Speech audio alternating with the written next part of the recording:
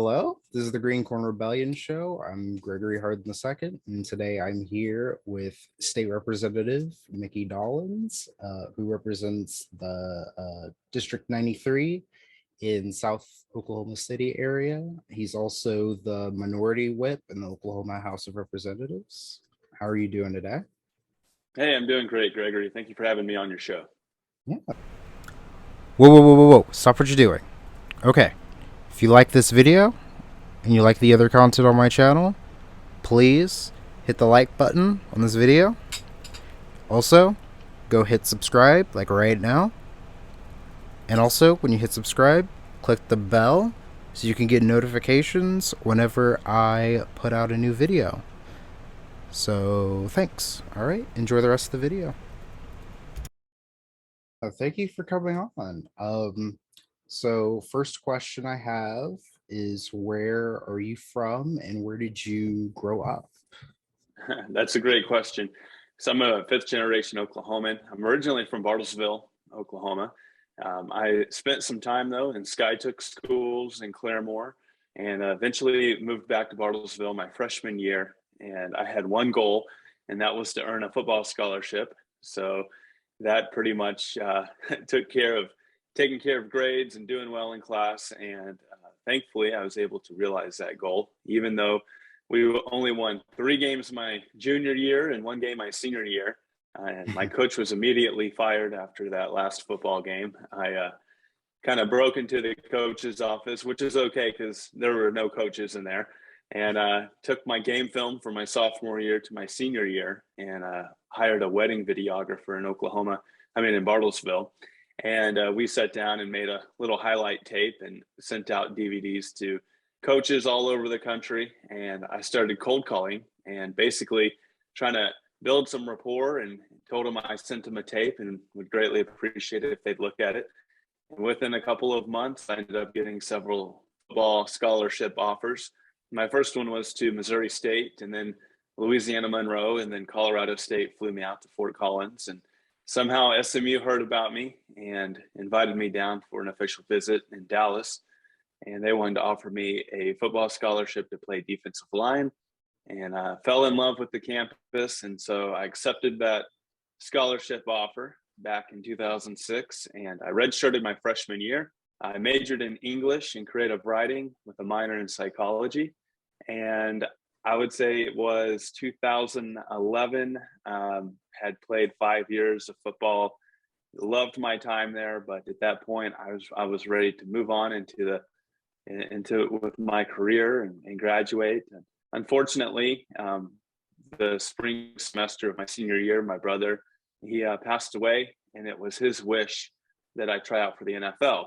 So I channeled a lot of that emotional energy into trying out for the NFL, and I didn't get drafted, but I was recruited to the USA bobsledding team as a result of that tryout. And so people always ask, well, how does an Oklahoman get on the bobsledding team? And it's simply the great thing about the Olympics is that amateur still theme that they have, that you don't have to have gone to college to push a bobsled. You don't have to have played that college sport to be a high jumper. You just got to be good at it. And so they invited me up to Lake Placid, New York, which is where the winter athletes stay at the Olympic Training Center.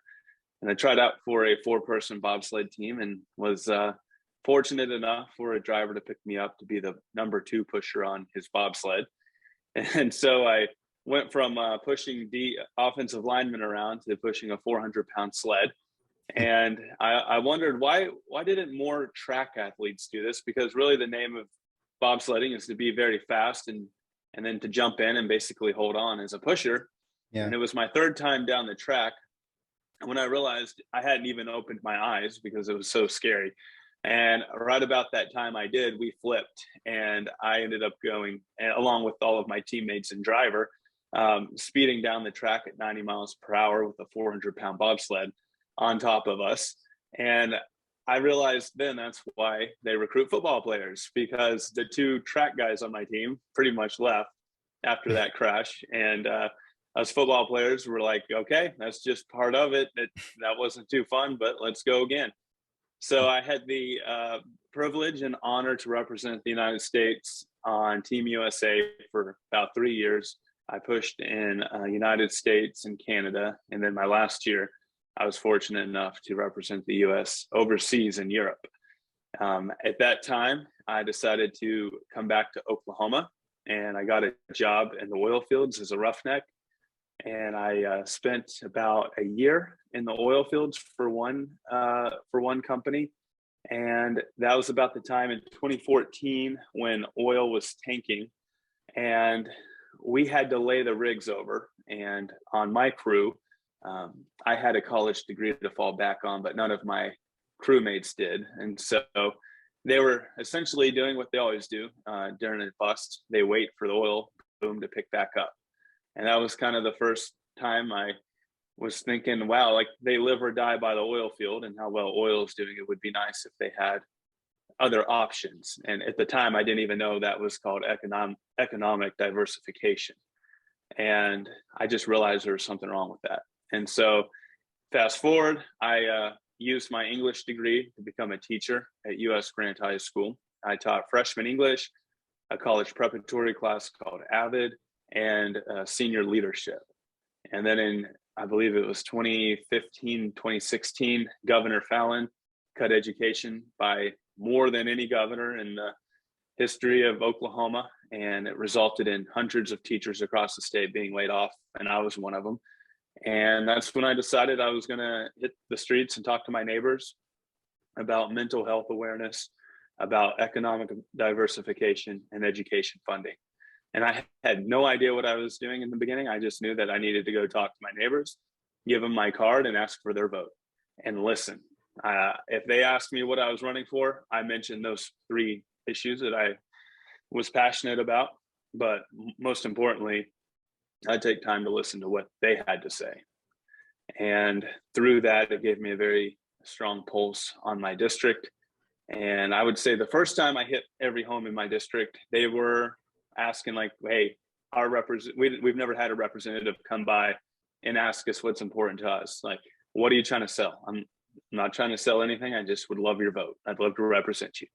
And then the second time I'd come by, it was, oh, hey, Mickey, last time you came by, I wasn't really prepared, but I want to talk to you about this issue. And then the third time I came by, it was, hey, Mickey, it's really hot. Come on inside, take a seat, drink some water. And by that time, building that rapport and becoming just a familiar face with them, that established trust, which led to their votes. And so in 2016, I won House District 93, which was a Republican seat, and we flipped it blue. And ever since then, I would say my most meaningful legislation has come from constituent-led ideas.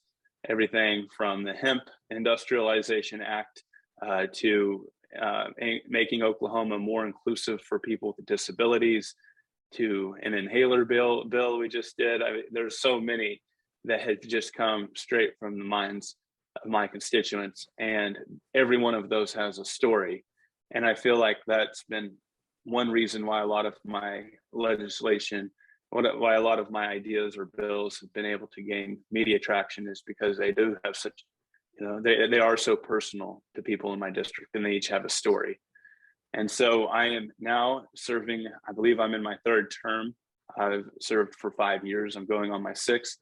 And I know you've been along every step of the way. I mean, we probably knew each other before I even announced. And so you've kind of seen the evolution over the past 5 years, and it's been a joy and an honor.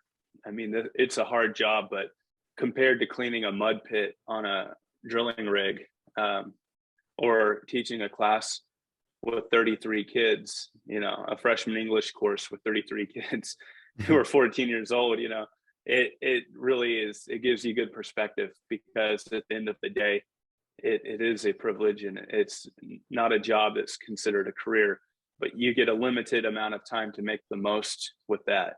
And I think that's a good thing. But I love all the experiences that have led up to this, being in this position, and just really being able to use my platform to amplify the voice of my constituents has been a phenomenal and rewarding job over the past 5 years. Episodes of the Green Corn Rebellion Show are sponsored by Oklahoma Progress Now. Oklahoma Progress Now is a 501c4 organization focused on building progressive power in Oklahoma. Their primary efforts are on developing progressive content for a 21st century audience, coalition, and capacity building across progressive organizations and causes, and working to see elected leaders who are more responsive to their constituents and the needs of the many. Areas of focus include progressive messaging and communications, coalition building and resource sharing, and focused progressive policy goals. You can check out their Twitch live streams, and they go live on Facebook on at noon, Monday, Wednesdays, and Fridays. Please support this organization. It's a really great organization. It's just getting started here in Oklahoma. Thank you. Now enjoy the rest of the video. Right.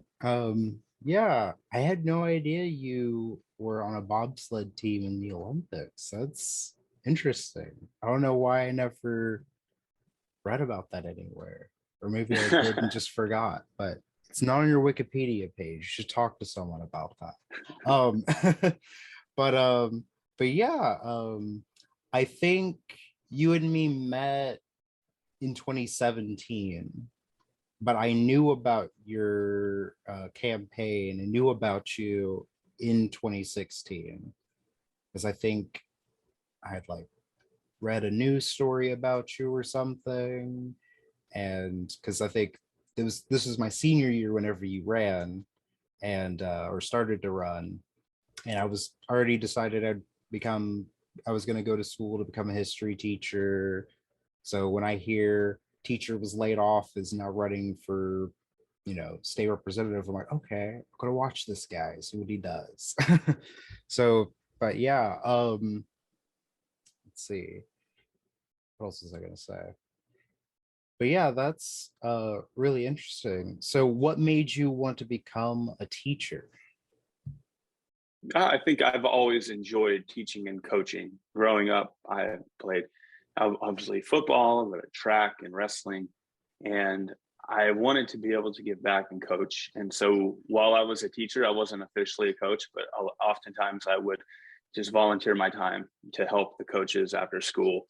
I enjoy teaching. I think that it's one of the most rewarding things we could do, and I wish that compensation in Oklahoma reflected the value that they bring to our society.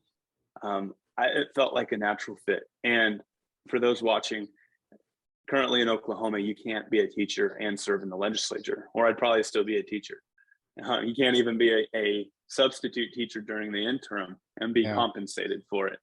So, some people are just made to teach, and some people have gifts in other areas. And I felt like teaching has come very natural to me. I remember my first review by my administrator when I was my first year teaching. I was rated highly effective, and getting that validation from my administration meant a lot, and it made me feel secure on that career path I was on. But then when things took a turn, decided to run for office, and hopefully I can have a part in getting education back on track. I'm really excited for the upcoming governor's election in 2022. I think we have some great candidates on the Democratic side. Senator Connie Johnson, State Superintendent Joy Hoffmeister, I think are going to bring a lot to the table in terms of showing Oklahomans some really strong democratic values on our priorities and the ways in which we can help more people than what the current policy is doing in our state. And so I really look forward to that. And I think whoever the Democratic nominee is going to be will help a lot of candidates who are down ballot. And just look forward to hearing more about each of their platforms and seeing how it all not unravels, but how it turns out as we get nearer and nearer to 2022. Yeah. So one of those people who's going to be one of those down ballot candidates. I hope so. So what made you, well, I guess I kind of already know this one, but so what made you specifically want to run for state representative as opposed to, other things that you could have ran for at the time? Yeah, it's a great question. So uh, right before I was laid off, I actually bought a house just down the road from US Grant. And so I was already in the district, and I had anticipated staying here a long time, and which I still do. I still am. But when you buy a house down the road from the place you work, and then you're laid off, you're Yeah. faced with some pretty heavy decisions. And at that point, I guess I could have run for Senate, but I felt like with as many of my students that I knew in the community, and as many of their parents that I had met through parent teacher conferences, I already felt like I knew a lot of people in this area of South Oklahoma City. And that just seemed to make the most sense to me at that point. And of course, I looked at the incumbent and asked myself, what have they done over the past however many years at that point? I think it was 8.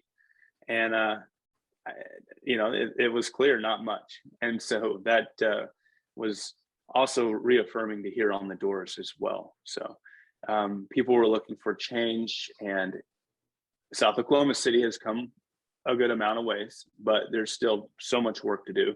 I'm proud of the progress that we've made here, and I'm happy that Mayor Holt has recognized South Oklahoma City is a place of real value and diversity, and tons of strengths here.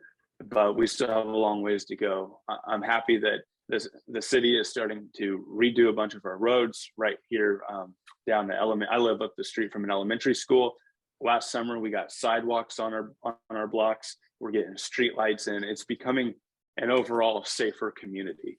And that is obviously a long time making in any parts of government. It takes a lot of advocacy, but I'm confident to say over the past 4 to 5 years, we've seen positive growth in this district. There are more people moving here. And the census population grew by quite a bit. So it's always good to see. And of course, we have redistricting that's coming up. We're about to vote on every 10 years with the census, they redraw boundary lines. And I'm excited for the new parts that I'm picking up. So I lost a little bit. I used to have a little bit of more school district at the south end of my of District 93. Representative Kevin West is going to get that. Now all of my district is going to be Oklahoma City Public Schools and just a little bit of Western Heights, but it's also going to expand west a little bit. So I'm looking forward to, once we certify those new boundary lines, and it's going to be a for sure thing, getting out there on those new doors and talking to constituents, and eventually making several passes through the entire district is just to catch up with the neighbors that I've known for the past 5 years. But then I'm also really excited to meet all the new constituents I'm picking up with the new district lines that are about to be drawn. All right. So we've touched on this a little bit already, but since you've been in office, what are some bills that you've gotten passed, or things that you were proud to be a part of that have happened since you've been in the legislature? Yeah, that's great. And there's so many. I guess I'll just hit on 3 right now. The first one, I think it was my first term. I heard from a constituent who had family in Western Oklahoma, and there were farmers who were struggling. And they informed me about how industrial hemp used to be a huge commodity in Oklahoma prior to the 1940s, but with a whole bunch of reasons, for not for the best, it was outlawed. And we wrote a law that was bipartisan. I worked across the aisle with Floor Leader John Eccles, and we wrote I think it was the 2018 Oklahoma Industrial Hemp Act. And it passed the House and Senate and was approved by Governor Fallin.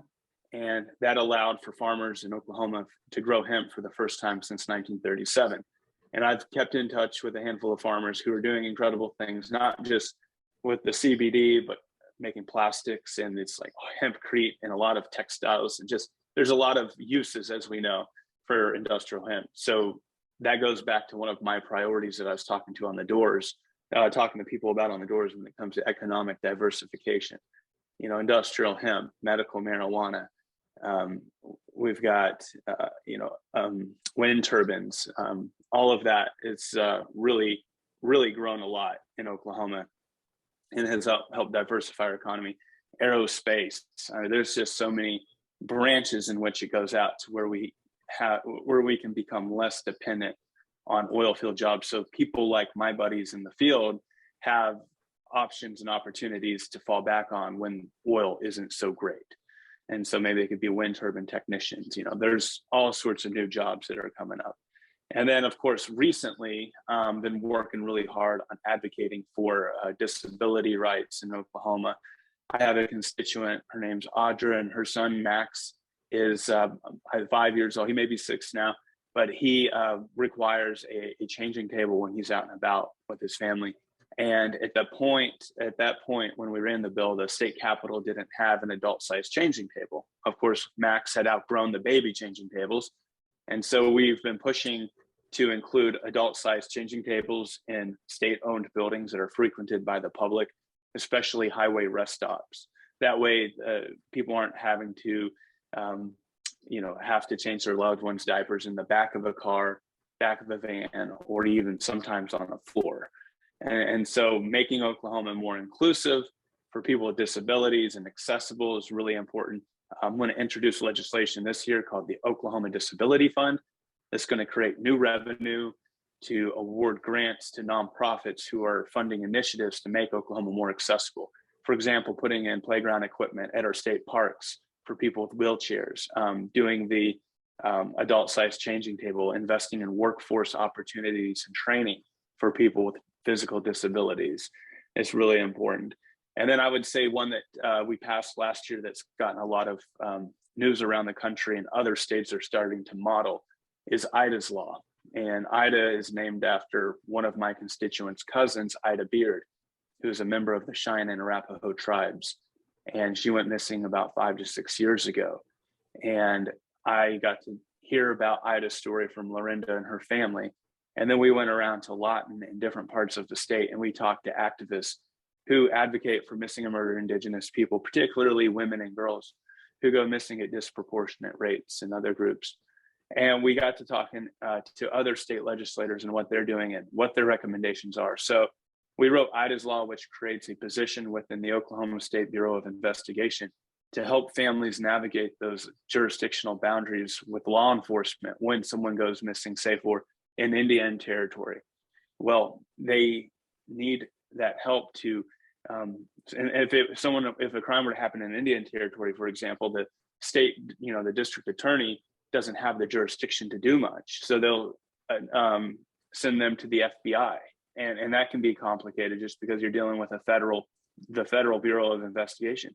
So the liaison or the MMIP coordinator within OSBI helps families navigate that. And then also there's a lot that can grow into. That's a very new position. It was just passed. Governor Stitt signed it into law very recently. And OSBI is creating that position, and it's going to take off. And I know other states have passed it, and they're looking at passing that as well. So those are just 3 examples of bills that have gotten traction, that have passed, and are making a real difference, that were all constituent-led. And going forward, I've got some that I'm excited about this session that are coming from that same theme of constituent-led legislation. That's not cookie cutter. It's not coming from, a federal think tank that's being passed down as propaganda all across the states to push a national agenda. This is backyard legislation that helps real folks right here, right now. All right. Another question I was going to ask is, what are some bills and things that you're currently working on that you hope get passed in the future? I'm still getting those together. And in the House, we can only write up to 8 bills. In the Senate, they can do unlimited. So I have more ideas than just 8 that I will probably give to my senator if I've reached that limit. One that comes to mind, a constituent who used to live here in District 93 and moved out to a rural area. He has volunteered his time as a firefighter, and he lives, far away from any fire stations. And so he'll get a call and he'll go out to respond, but people will get mad because he's going to an emergency in his own vehicle, and people don't know why he's like on the shoulder driving by. Oklahoma is the only state in the country that doesn't allow volunteer firefighters to have lights on their vehicles. And so my bill would simply allow volunteer firefighters to be able to flip a light on top of their vehicle when responding to an emergency. And it sounds so simple and just so it's basically a no-brainer. But if we think about the implications of, when a house is burning down and seconds matter, that's property and lives that can be saved. So that'll be a good one. Another one that's kind of interesting, and these aren't my bigger bills by any means. We can talk about those in a second. But whenever lottery was written for Oklahoma in the early 2000s, it said that under no circumstance could any online lottery be allowed. Okay. And that would fall under raffle tickets. Well, as you know, I used to be the executive director of the professional soccer team's nonprofit here in Oklahoma City, the Energy FC. And one way that we would raise money for that nonprofit was through 50-50 raffle tickets. We had to do it the old fashioned way. Give me, $10, I give you some raffle tickets. Well, now with the technology that we have, we need to update a lot of that old language to where we can use technology to do the raffle tickets, but it's not gambling in the traditional sense, but technically, legally it is. So we just need some language cleanup that says that 501c3 nonprofits can use digital 50-50 raffle technology in order to fund their mission and grow and reach better outcomes. And so that will help nonprofits, especially like the Dodgers nonprofit, the Oklahoma City Thunder's CARES nonprofit, the Energy Assist Foundation with the Energy FC, and then a lot of other nonprofits too that want to modernize their raffles, their 50-50 raffles. And while that may be like, okay, fine, but if you think of how much good that nonprofits do in Oklahoma, we have so many, and we have the Oklahoma Center for Nonprofits led by Marnie Taylor, and the benefit that they bring to the state is tremendous. In any way that we can help them grow and continue and achieve even higher outcomes, I'm totally for it. So I'm excited for those two bills. And then of course I got the Oklahoma Disability Fund bill coming up. And then I've been working really hard on creating modernized P3 public-private partnerships when it comes to things like recidivism, homelessness, eviction, and providing a new way that we look at work and work flexibility. Are you still there? I think your screen froze. Okay, or you look like you're sleeping. Okay. Oh no, your screen froze. Okay. And this bill this is called the Transitional Public Benefit Work, and it would utilize those nonprofits to create gig work for people who are financially insecure to be able to make ends meet at the end of the month. And we would do that through private technology, but then also we would need government investment and then also philanthropy investment as well. So that is a really exciting way of looking at work in the future, and then making sure that we can catch people at that point when they're facing eviction to keep them in their homes, because oftentimes that's less than $600 that they need to make. And you could say, well, go pick up another job at fast food, and that would be fine. But typically with a W-2 job, there's very rigid scheduling, and then it's typically 2 to 3 weeks before you get that first paycheck. And for too many people, that could be so long. And then in my case, in my district, payday lenders are so prolific that people turn to those predatory debt traps to make ends meet, and then they just end up farther in debt, and they end up getting evicted anyway. And then that has on average about 5 to 10 years of financial instability. And who ends up paying for that on the back end? Taxpayers. We want to prevent that. So let's catch them at the point when we can, marry modern technology with government resources, prove that the outcomes are better than what we're doing, and keep more people solvent. All right. Yeah, I like that. Because a lot of times whenever, like here in Shawnee, I have a huge homeless people problem, and like I try to think of things that like the state could do to like help that, and that's a good thing that you're working on that could actually help. Well, yeah, and when we're talking about homeless people, a lot of employers consider them a risk. If Yeah. you know, why aren't more people going to the homeless shelter to hire? Well, that's exactly why they're not, because they don't have credible work history. Even landlords want credibility. And so, with this transitional public benefit work program, not only would they be building up a digitized resume to prove their credibility with future employers and landlords, they're also building up a credible like work skills, actual referrals from nonprofit directors. Yeah. It's giving them a chance to validate themselves, where right now there's no other way to do that. We have some great programs in Oklahoma, like the Better Way program or Pay for Success. Even the Center for Employment Opportunities, it takes incarcerated people and puts them to work directly on the side of the road when they get out of incarceration, so they can have some finances to get on their feet. But still, that's outdated in the way in which they're paid. Sometimes it's just cash in an envelope. There's no tracking, there's no accountability, there's no showing outcomes beyond when they've transitioned from temporary gig work into permanent employment, which is all being taken care of on the back end by the private side. We need to be able to show the outcomes in order to continue giving private companies the contracts through state. But that's also going to come through another bill that I'm running called outcome rate cards. And essentially, this is a very new concept too. But in simplistic terms, the government would write down what it would cost to perform a service, and then what kind of outcomes they're expecting.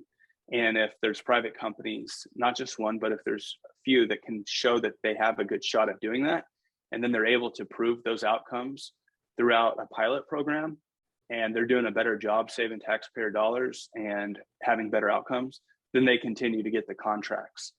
And so that is different than Pay for Success, which we already have. This is just much more scalable, and it's I feel like going to have much better outcomes, but not to be confused with. In no way would this be like trying to privatize any type of public education or anything like that.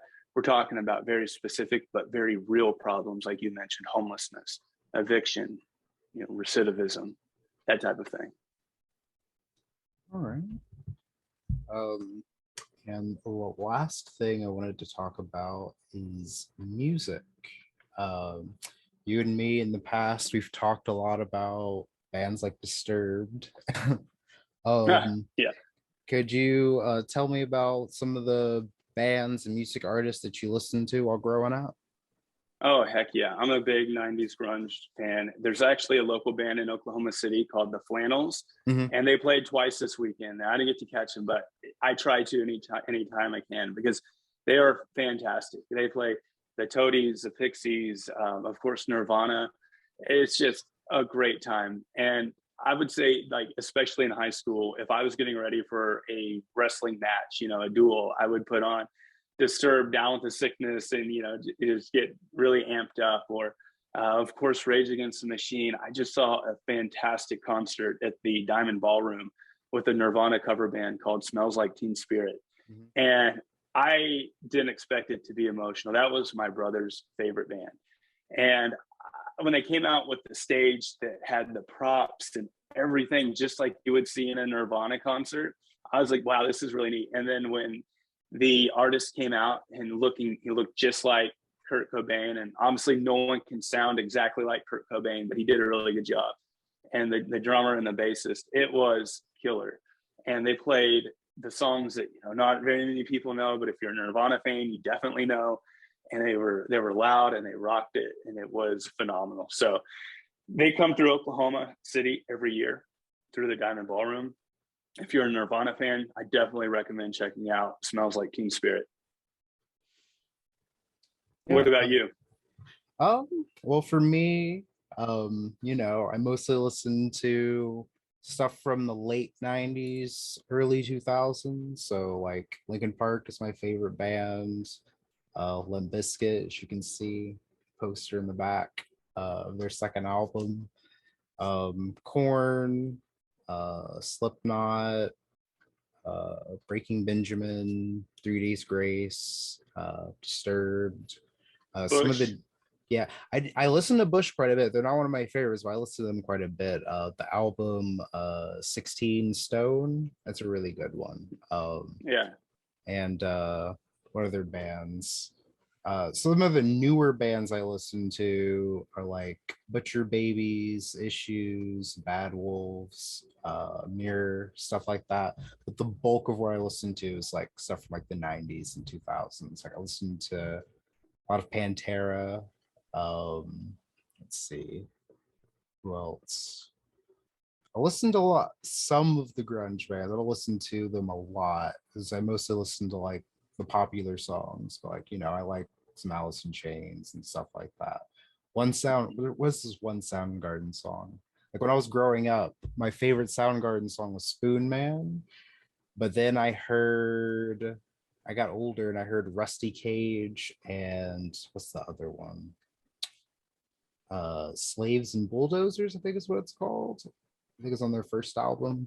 And I always listen to those songs like a lot. And Silverchair, the band, and stuff like that.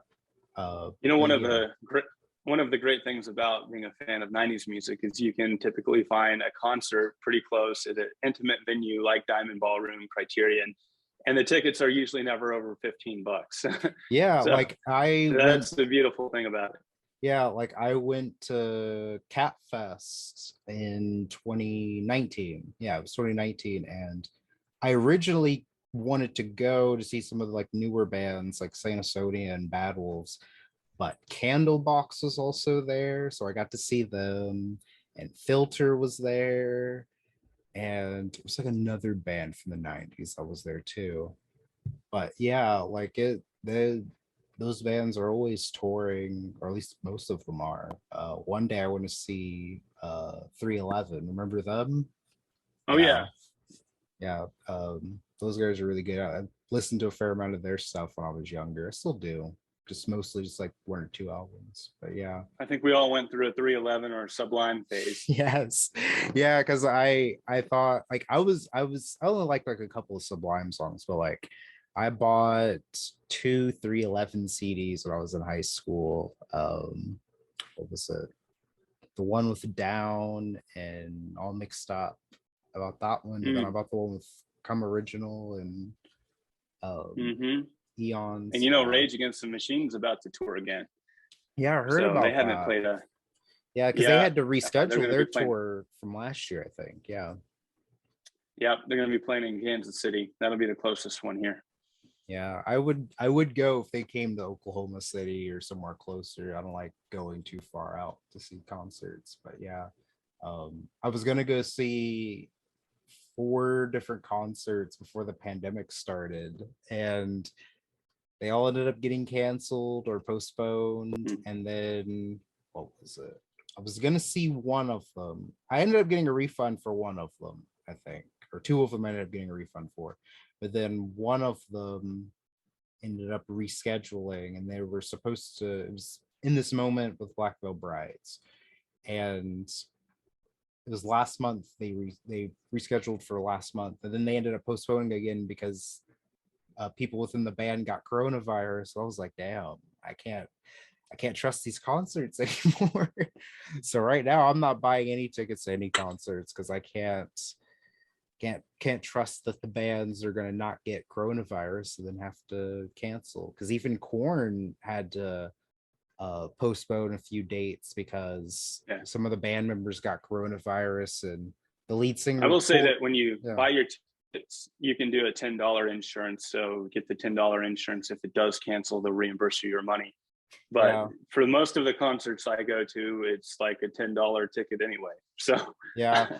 Because and then like the lead singer of Korn for a while there, after he got coronavirus, he had to perform on stage with an oxygen tank and sitting yikes. down. Like it was, Yeah. I was like, damn, like that's bad. Like, oof. But yeah, like, yep, yep. So who do you listen to currently? Are there any newer artists or different artists that you're listening to nowadays? I really respect Drake. I just think it's insane how many great albums he drops on like a monthly basis.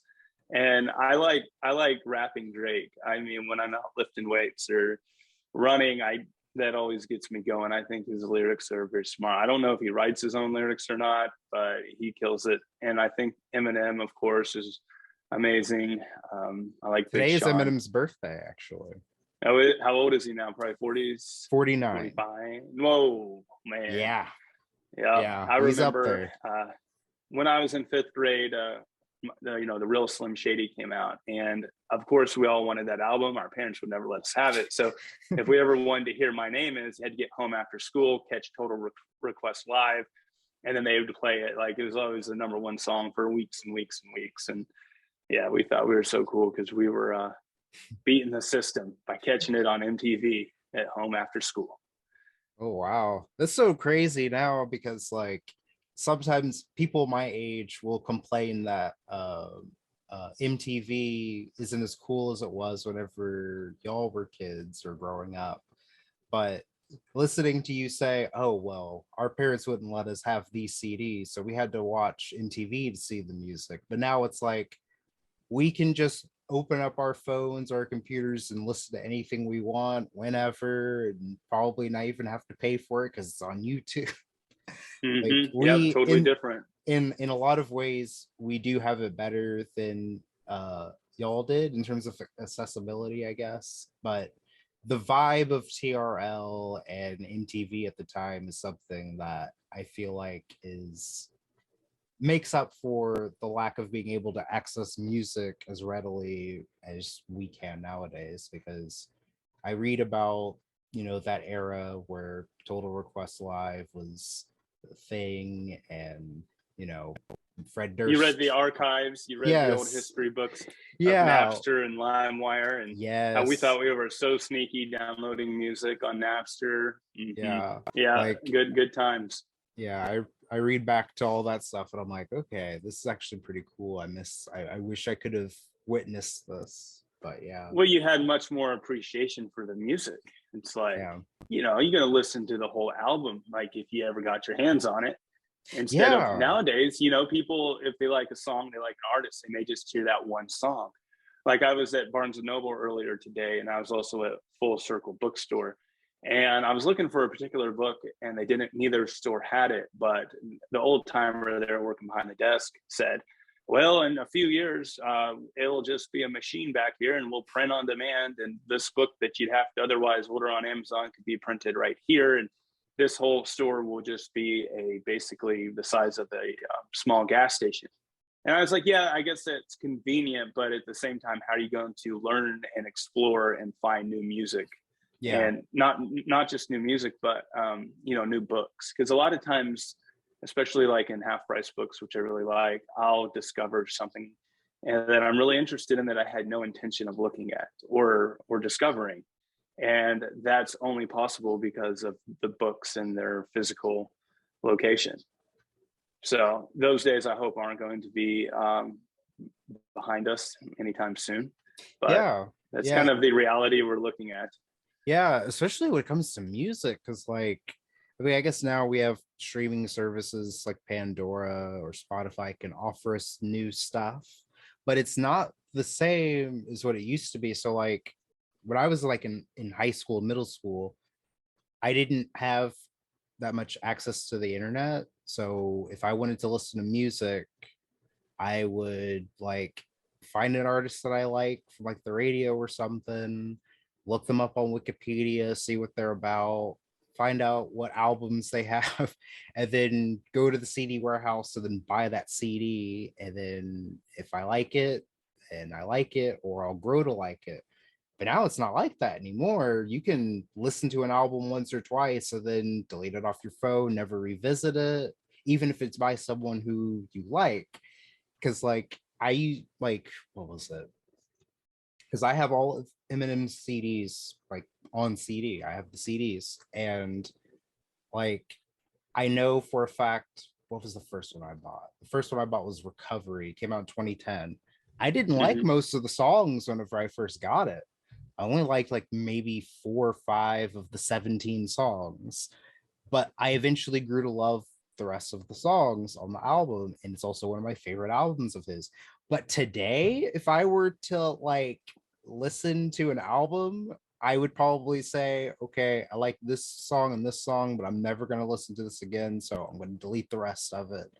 And then I wouldn't have that same kind of experience like I did whenever I was younger, where if it was a CD, I would probably just listen through the CD a couple times and then eventually come to love the rest of it. And then I also wouldn't have other music to run to as quickly if I got bored with that one CD. So it was like I kind of had to force myself to eventually like it. Well, and then And the more yeah, times you hear a song, the more familiar you get with it. Naturally, you're going to like it more. And that is also going back to my point of knocking doors. If someone sees you once, twice, three times, four times on their doorstep, and you're there to have meaningful conversation, you're respectful, they're going to like you because you're familiar. And that's just human nature, whether it's a song, a political candidate, or a restaurant. Brands, that's why people spend so much money on advertising, is to build your trust, to build loyalty, not loyalty because they have to trust you first, but that familiarity is what really is that trust initiator. And so I totally agree with that. This has been a great conversation. My phone is on 10%. all right. I'm afraid that if my phone dies, it may not save the recording. Okay. So just wanted to give you a heads up on that. All right. Well, that's pretty much all the questions I had. Thank you for coming on. Where can we find you on social media and whatnot? I think the best way to follow me is on Facebook, Instagram, Twitter. Just look up Mickey Dollens, Mickey Dollens. There's only one on Twitter, one on Instagram, and I'm the only one on Facebook, but I have a personal page and I have a representative page. I think I'm maxed out on my friends on Facebook, my friends. So you'll have to follow my rep page, but that's probably what you're more interested in anyway. And that's where I post policy updates and events in the community and that type of thing. So I appreciate you, Gregory, for having me on your show. Congratulations on your decision to run for office. I wish you all the best, and I'd be happy to join you any other time going forward. All right. Thanks.